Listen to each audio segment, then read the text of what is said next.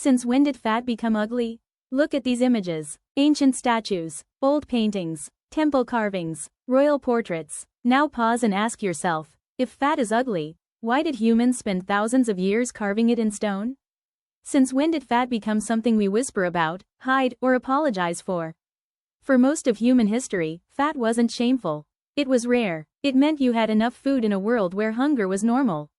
It meant safety during famine. It meant power, wealth, and fertility.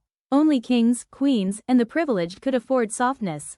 Thinness wasn't aspirational, it was common, and often a sign of struggle. So fat wasn't ugly, it was valuable. Fat didn't become ugly overnight. It slowly became inconvenient. When industrialization arrived, bodies stopped being symbols of survival and became tools of productivity.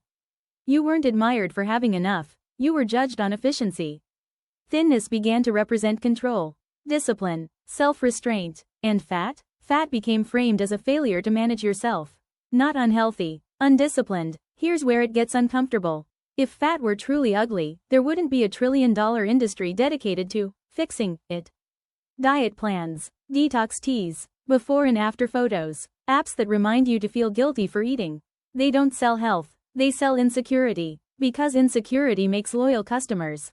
Confidence doesn't. Notice how being fat isn't just criticized, it's moralized.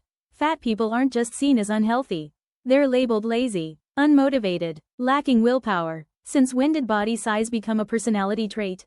Since when did appearance become proof of virtue?